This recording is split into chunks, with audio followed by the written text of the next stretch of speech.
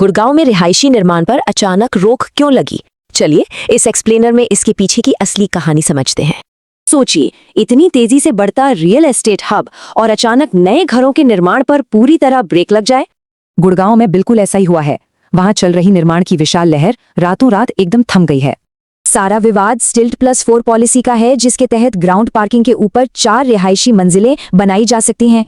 एक अहम केस के बाद पंजाब और हरियाणा हाईकोर्ट ने इस पॉलिसी पर आधिकारिक तौर पर स्टे लगा दिया है। कोर्ट का साफ कहना है कि शहर का मौजूदा इंफ्रास्ट्रक्चर इतनी ज्यादा आबादी का भारी दबाव नहीं झेल सकता। खासकर सीवेज सिस्टम, पानी की सप्लाई और सड़कों की हालत इस बढ़ती जनसंख्या के हिसाब से बिल्कुल अपर्याप्त है।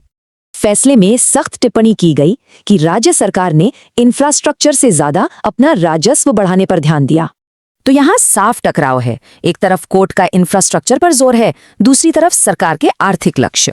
वहीं हरियाणा सरकार का मजबूत तर्क है कि इस निर्माण बूम से राज्य को बहुत बड़े आर्थिक फायदे होते हैं।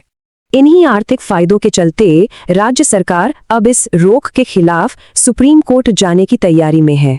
लेकिन इस कानूनी लड़ाई के बीच आम प्रॉपर्टी मालिकों पर इसका असर तुरंत और काफी गंभीर हुआ है।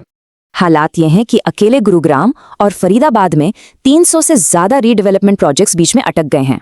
पुराने सेक्टर्स में चल रहे ये सारे निर्माण कार्य कानूनी अनिश्चितता की वजह से पूरी तरह ठप पड़े हैं। बात सिर्फ रुकने की नहीं है, अधिकारियों ने शहर में एक बड़ा तोड़फोड़ अभियान भी शुरू कर दिया है। ये सख्त कार्रवाई मुख्य रूप से उन अवैध निर्माणों पर हो रही है जो नियमों का सीधा उल्लंघन करते हैं। तो अब सबसे बड़ा सवाल यही है कि हरियाणा में शहरी विकास और निर्माण का भविष्य आखिर क्या होगा। सभी डेवलपर्स अपना काम दोबारा शुरू करने के लिए कोर्ट के अंतिम फैसले का बेसब्री से इंतजार कर रहे हैं। अगर भविष्य में ये पॉलिसी दोबारा लागू होती भी है तो नियमों की बहुत सख्त जांच होना तय है। इस नई सख्ती में निर्माण से पहले पड़ोसियों से अनापत्ति प्रमाण पत्र यानी NOC लेना भी अनिवार्य हो सकता है। ये अंतिम फैसला ही तय करेगा कि शहर तेज आर्थिक विकास और अपनी भौतिक सीमाओं के बीच संतुलन कैसे बनाएगा। बड़ा सवाल यही छूटता है, क्या कोई शहर अपनी बढ़ती अर्थव्यवस्था और सीमित इंफ्रास्ट्रक्चर के बीच सही संतुलन बना पाएगा?